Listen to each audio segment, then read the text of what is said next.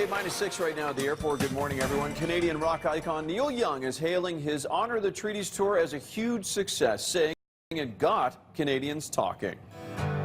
From Hank to Hendrix, I'll walk these streets with you.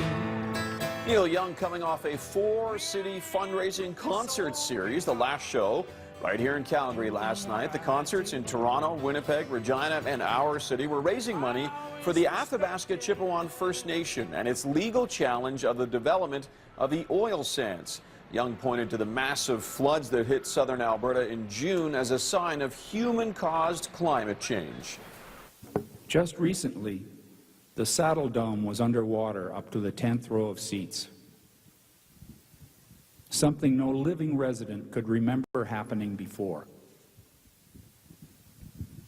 That's climate change, the beginning. Talk about 4 strong winds and 7 seas rising. Mother Nature is nothing to screw around with. If the hole in Alberta's boreal forests gets bigger, causing CO2 levels to continue their climb, what is happening to the First Nations people now will inevitably happen to all of us. Neil Young's goal was to raise about $75,000 for the First Nations Legal Defense Fund. He says the tour has raised a lot more money than that.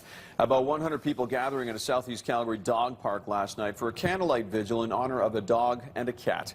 The vigil comes after a disturbing case of animal abuse in our city and a warning. Some of the details in this story may be upsetting for some people.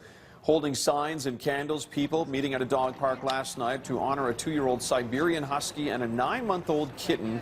The dog and cat recently found dead in an alley in the southeast community of Willow Park. Their mouths had been taped shut.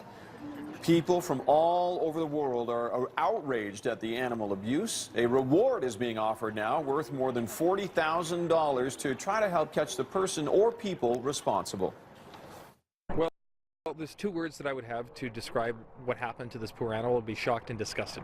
It's just terrible that something like this would happen anywhere in our province. And obviously a lot of people here tonight care about animals, and we have to make sure that the awareness is out there.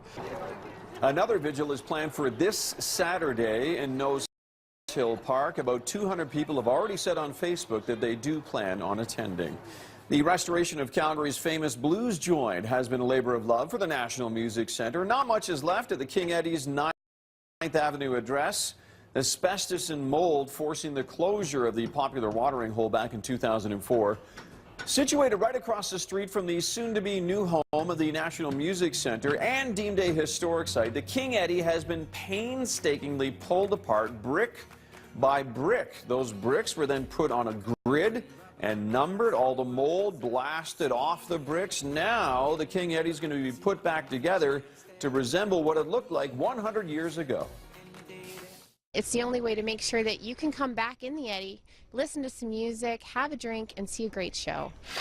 King Eddie's still on schedule for opening in 2016. The National Music Centre is still raising the $150 million necessary to complete the centre, the makeover, and of course the restoration. In business news, it'll be a relatively quiet start of the trading week. Wall Street is closed today for Martin Luther King Day south of the border. On this side of the border, Bay Street in the black in the early going.